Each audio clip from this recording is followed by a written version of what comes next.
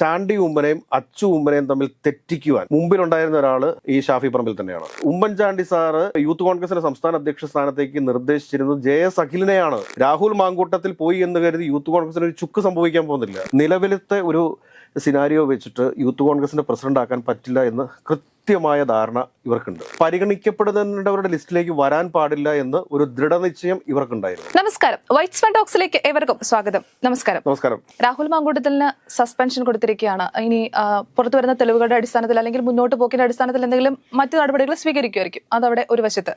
അടുത്തത് എന്ന് പറയുന്നത് യൂത്ത് കോൺഗ്രസിന്റെ അധ്യക്ഷ സ്ഥാനം രാഹുൽ മാങ്കൂട്ടത്തിൽ ഒഴിഞ്ഞു. ഇനി അവിടെ ഒരു ആള് വരേണ്ടത് അത്യാവശ്യമാണ്. അതിനു വേണ്ടിയിട്ടുള്ള ബാർഗനിങ് ഒക്കെ നടക്കുന്നുണ്ട്. അബിൻ വർക്കി, KM അഭിജിത്ത്, അതുപോലെ തന്നെ ഇപ്പോൾ ലേറ്റസ്റ്റ് ആയിട്ട് ചാണ്ടി ഉമ്മൻ. അവിടേക്കുള്ള ഒരു ആരായിരിക്കും ആ സ്ഥാനത്തിന് യോജിച്ചത് അല്ലെങ്കിൽ സാധ്യതകൾ നിലനിൽക്കുന്നത് ആർക്കൊക്കെ ആയിരിക്കും? കാരണം യൂത്ത് കോൺഗ്രസിനെ സംബന്ധിച്ചിട്ട് പറയുകയാണെങ്കിൽ യൂത്ത് കോൺഗ്രസിന് കരുത്തരായിട്ടുള്ള ഒരുപാട് നേതാക്കന്മാർ യൂത്ത് കോൺഗ്രസിനകത്ത് ഉണ്ട് എന്നുള്ളതാണ് വസ്തുത. കഴിഞ്ഞ കുറേ വർഷങ്ങളായിട്ട്, അതൊരു 4-5 വർഷമായിട്ട് യൂത്ത് കോൺഗ്രസിൽ സംഭവിച്ചുകൊണ്ടിരിക്കുന്നത് എന്തെന്ന് ചോദിച്ചു കഴിഞ്ഞാൽ, ആർട്ടിഫിഷ്യലായിട്ടുള്ള കുറേ നേതാക്കന്മാർ, താഴേക്കിടയിൽ പ്രവർത്തിക്കുന്ന അല്ലെങ്കിൽ സംസ്ഥാന തലത്തിലൊക്കെ പ്രവർത്തിക്കാൻ ശേഷിയുള്ള ആളുകളുടെ വളർച്ചയെ തടയുന്ന ഒരു സ്ഥിതി ഉണ്ടായിരുന്നു, അല്ലെങ്കിൽ അവരെ ഒതുക്കുന്ന, കോർണർ ചെയ്യുന്ന ഒരു സ്ഥിതി ഉണ്ടായിരുന്നു. ഇതായിപ്പോൾ നമ്മൾ നോക്കിക്കോളൂ, രാഹുൽ മാങ്കൂട്ടത്തിലിൻ്റെ രാജിക്ക് ശേഷം അറിയപ്പെടുന്ന ഒരു യൂത്ത് കോൺഗ്രസ് നേതാവ് ആരെന്ന് ചോദിച്ചു കഴിഞ്ഞാൽ കുറേയധികം ആളുകളുടെ പേര് പറയാനുണ്ടാവും. ഇപ്പം അബിൻ വർക്കി ഉണ്ട്, ജിൻഡോ ജോൺ ഉണ്ട്, അതോടൊപ്പം തന്നെ സോയ ജോസഫ് ഉണ്ട്, അരിത ബാബു ഉണ്ട്, ഇങ്ങനെ കുറേയധികം ആളുകളുണ്ട്, ജിൻഷാദ് ജിന്നാസ് ഉണ്ട്.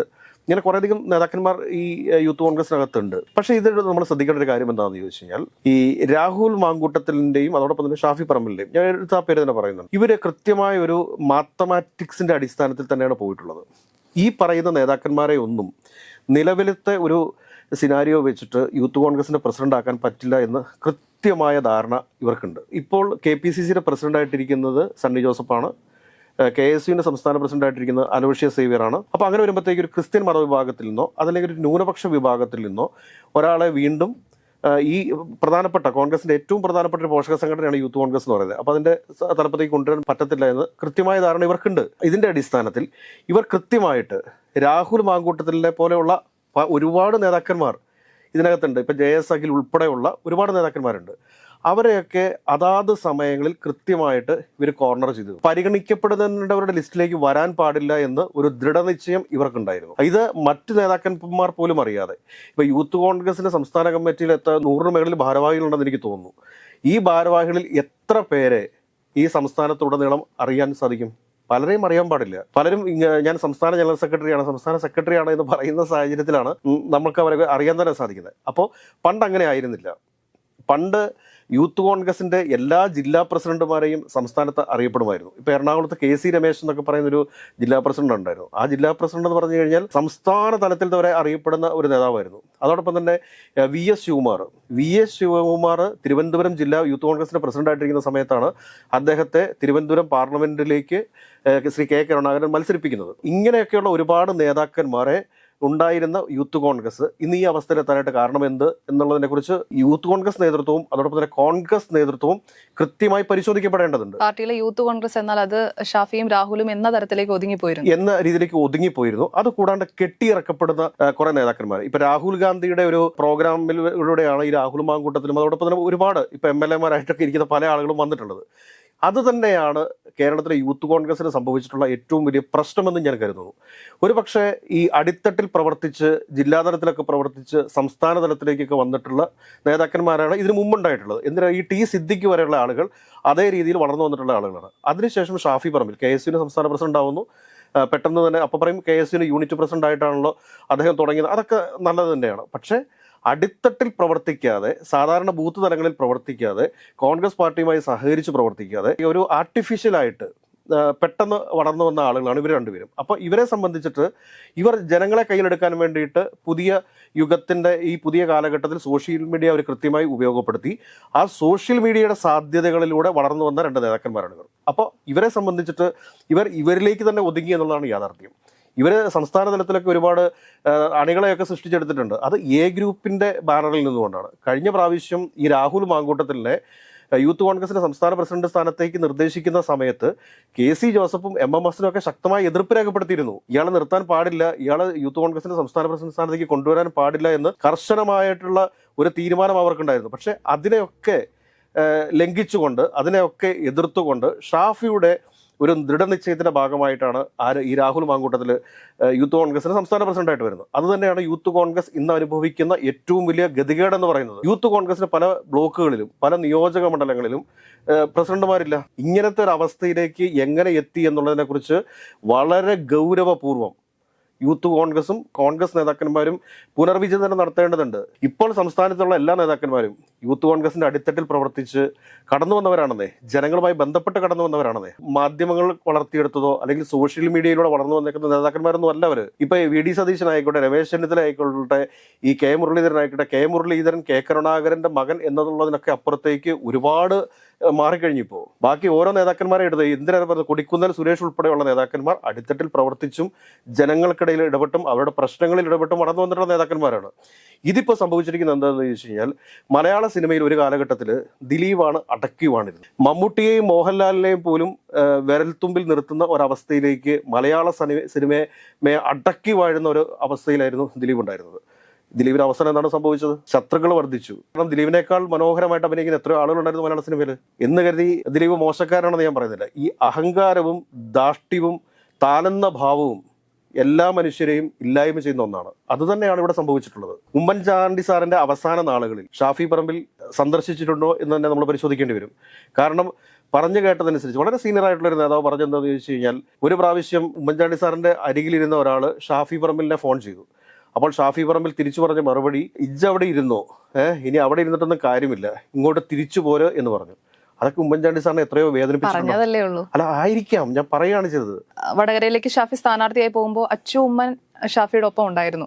മറ്റൊരാൾക്കും വേണ്ടി പിന്തുണ നൽകാൻ അച്ചു എത്തിയിട്ടില്ല. പക്ഷെ ഷാഫിക്ക് ഒപ്പം ഉണ്ടാകണം എന്ന് അച്ചു തീരുമാനിച്ചിരുന്നു. അപ്പോൾ കുടുംബവുമായിട്ട് അല്ലെങ്കിൽ ഉമ്മൻചാണ്ടിയുമായിട്ട് അത്രയധികം വിരോധം ഉണ്ടായിരുന്നെങ്കിൽ അച്ചു ഒരിക്കലും അങ്ങനെ ചെയ്യുമെന്ന് എനിക്ക് തോന്നുന്നില്ല. അല്ല, അതിന് കാരണമുണ്ട്. കാരണം എന്താ വെച്ചാൽ, ചാണ്ടി ഉമ്മനെയും അച്ചു ഉമ്മനെയും തമ്മിൽ തെറ്റിക്കുവാൻ മുമ്പിലുണ്ടായിരുന്ന ഒരാൾ ഈ ഷാഫി പറമ്പിൽ തന്നെയാണ്. തെറ്റിക്കാൻ വേണ്ടി പരിശ്രമിച്ചു.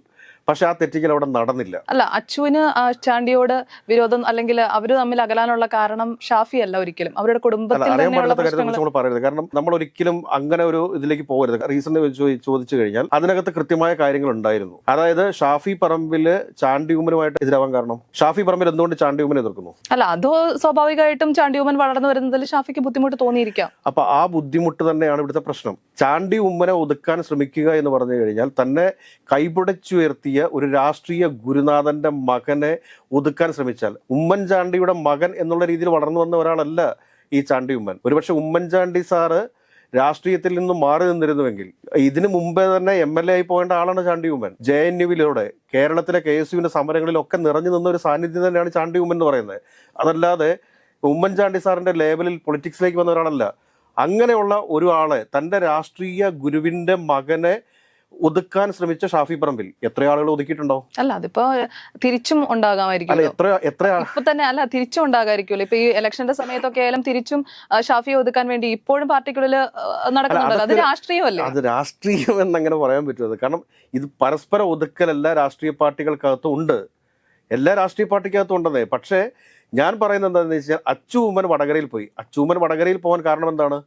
അച്ചു ഉമ്മന്റെ അടുത്ത് കാലും കൈയും പിടിച്ചിട്ടുണ്ടാവും. അല്ലെങ്കിൽ അച്ചു ഉമ്മനെ ബദലായി നിർത്തിക്കൊണ്ട് ചാണ്ടി ഉമ്മനെതിരെ പ്രവർത്തിക്കാനായിട്ടുള്ളൊരു കരുവായിട്ട് അച്ചു ഉമ്മനെ ഇവർ ഉപയോഗിക്കാൻ വേണ്ടി ശ്രമിച്ചിട്ടുണ്ടാവും. അപ്പൊ അച്ചു അതിന് നിന്ന് കൊടുത്തു. അച്ചു ഇപ്പൊ സത്യം മനസ്സിലാക്കിയില്ല. എന്തുകൊണ്ടാണ് ഇപ്പൊ അച്ചു രാഹുൽ മാങ്കൂട്ടത്തിനെ പിന്തുണച്ചുകൊണ്ട് രംഗത്ത് വരാത്ത? എന്താണ്? എപ്പോഴും ഒരു സാമൂഹ്യ മാധ്യമങ്ങളോ അല്ലെങ്കിൽ പ്രതികരിക്കാനോ നിൽക്കുന്ന ഒരാളല്ലല്ലോ അച്ചു. അല്ലല്ല, അച്ചു പ്രതികരിക്കാറുണ്ടല്ലോ. അച്ചു കോൺഗ്രസ് അപകടത്തിൽപ്പെടുന്ന ഒരു സമയം ഉണ്ടായി എന്ന് കണ്ടു കഴിഞ്ഞാൽ, അല്ലെങ്കിൽ ഏതെങ്കിലും തരത്തില് കോൺഗ്രസിനെ ഒരു പ്രശ്നത്തിൽ കോൺഗ്രസ് പെടുമെന്ന് കണ്ടു കഴിഞ്ഞാൽ കൃത്യമായി ഇടപെടൽ നടത്തുന്ന ആൾ തന്നെയാണ് അച്ചൂമ്മൻ എന്ന് പറയുന്നത്. കോൺഗ്രസിനകത്ത് പല ആളുകളും അച്ചൂമ്മന്റെ വാക്കുകൾക്ക് ചെവി കൊടുക്കാറുമുണ്ട്. അതുകൊണ്ട് അച്ചു ഉമ്മൻ ഷാഫി പറമ്പലിന് വേണ്ടി വടകരയിൽ പോയി എന്നതിനർത്ഥം ഉമ്മൻചാണ്ടി സാറ് വളരെ മനോവേദനയോടുകൂടി തന്നെയാണ് അദ്ദേഹത്തിന്റെ മരണസമയത്ത് ഷാഫിയായിട്ട് ഒരുപാട് അകന്നു പോയിരുന്നു. അതൊരു യാഥാർത്ഥ്യമാണ്. അതായത് യൂത്ത് കോൺഗ്രസിന്റെ സംസ്ഥാന അധ്യക്ഷ സ്ഥാനത്തേക്ക് കൃത്യമായ ധാരണയുടെ അടിസ്ഥാനത്തിലാണ് പറയുന്നത്. ഉമ്മൻചാണ്ടി സാറ് യൂത്ത് കോൺഗ്രസിന്റെ സംസ്ഥാന അധ്യക്ഷ സ്ഥാനത്തേക്ക് നിർദ്ദേശിച്ചിരുന്നത് JS അഖിലിനെയാണ്. ആ ഉമ്മൻചാണ്ടി സാറിന്റെ നിർദ്ദേശത്തെ തള്ളിക്കളഞ്ഞുകൊണ്ടാണ് ഷാഫി പറമ്പിൽ രാഹുൽ മാങ്കൂട്ടത്തെ കൊണ്ടുവന്നത്. അതാണ് ഇപ്പോൾ അനുഭവിച്ചുകൊണ്ടിരിക്കുന്നത്. രാഹുൽ മാങ്കൂട്ടത്തിലിനെ എന്നെ ഇത്രയും പിന്തുണയ്ക്കാതെ ഇത്രയും പ്രൊമോട്ട് ചെയ്യാതിരുന്നെങ്കിൽ ഷാഫി പറമ്പിൽ ഇപ്പോൾ എന്തെങ്കിലും തട്ടുകേട് പറ്റുമായിരുന്നോ? എന്തെങ്കിലും തട്ടുകേട് പറ്റുമായിരുന്നോ? സോഷ്യൽ മീഡിയയിലെ കുറച്ച് റീൽസ് പിള്ളേരല്ലാതെ അടിത്തട്ടിൽ ഉള്ള ആരെങ്കിലും ഷാഫിയെ പിന്തുണച്ചുകൊണ്ട് ഇപ്പോൾ രംഗത്ത് വരുന്നുണ്ടോ? ഒരാളും വരുന്നില്ല. താഴെത്തട്ടിൽ പ്രവർത്തിക്കുന്ന ഒരാൾ പോലും അയാളെ പിന്തുണച്ചുകൊണ്ട് രംഗത്ത് വരുന്നില്ല. അതിന് കാരണങ്ങളുണ്ട്. ആർട്ടിഫിഷ്യലായിട്ട് കോൺഗ്രസിനകത്ത് കെട്ടിയിറക്കിയിട്ടുള്ള നേതാക്കന്മാരെ എല്ലാം മാറ്റിക്കളഞ്ഞുകൊണ്ട് കോൺഗ്രസിനകത്ത് അടിത്തട്ടിൽ പ്രവർത്തിക്കുന്ന സമർത്ഥരായിട്ടുള്ള നേതാക്കന്മാരെ ഇനിയെങ്കിലും യൂത്ത് കോൺഗ്രസും കണ്ടെത്തി പ്രൊമോട്ട് ചെയ്യുകയാണ് വേണ്ടത്. അതല്ല എങ്കിൽ ഒരു സുപ്രഭാതത്തിൽ ഇതിങ്ങനെയൊക്കെ സംഭവിക്കും. യൂത്ത് കോൺഗ്രസ് ഇവിടെ നിലനിൽക്കും. ഇപ്പോൾ രാഹുൽ മാങ്കൂട്ടത്തിൽ പോയി എന്ന് കരുതി യൂത്ത് കോൺഗ്രസിന് ഒരു ചുക്ക് സംഭവിക്കാൻ പോകുന്നില്ല. യൂത്ത് കോൺഗ്രസ് അതിശക്തമായിട്ട് തന്നെ മുമ്പോട്ട് പോകും. അതിനകത്ത് ഒരുപാട് നേതാക്കന്മാരുണ്ട്. അതായത് ഒളിപ്പിച്ചു വെച്ചിരുന്ന അല്ലെങ്കിൽ ഒതുക്കി വെച്ചിരുന്ന പല നേതാക്കന്മാരും ഇനി മുൻപോട്ട് വരും. അവർ അതിശക്തമായിട്ട് പ്രവർത്തിക്കും. ഇത് യൂത്ത് കോൺഗ്രസിന് നൽകാൻ പോകുന്ന ഒരു പുത്തൻ ഉണർവാണ്. താങ്കൾ സ്നേഹിച്ച പ്രസ്ഥാനത്തെ ഒരു കാരണവശാലും അത് നശിച്ചു പോകാനും പാടില്ല എന്ന ഉത്തരവാദിത്വ ബോധത്തോടുകൂടി യൂത്ത് കോൺഗ്രസ് പ്രവർത്തകർ രംഗത്തേക്ക് വരുന്നതോടെ ആ പാർട്ടി ശക്തിപ്പെടുത്താനാണ് പോകുന്നത്. അതുകൊണ്ട് യൂത്ത് കോൺഗ്രസിനൊന്നും സംഭവിക്കാൻ പോകുന്നില്ല. പക്ഷേ രാഹുൽ മാങ്കൂട്ടം ഇപ്പോൾ യൂത്ത് കോൺഗ്രസ്സുകാരനോ അല്ല, അയാൾ സസ്പെൻഡ് ചെയ്യപ്പെട്ടിരിക്കുന്നു എന്ന് തന്നെ വേണം നമ്മൾ കരുതാനായിട്ട്. അതുകൊണ്ട് യൂത്ത് കോൺഗ്രസിനൊന്നും സംഭവിക്കാൻ പോകുന്നില്ല എന്നുള്ളത് തന്നെയാണ് എനിക്ക് പറയാനുള്ളത്.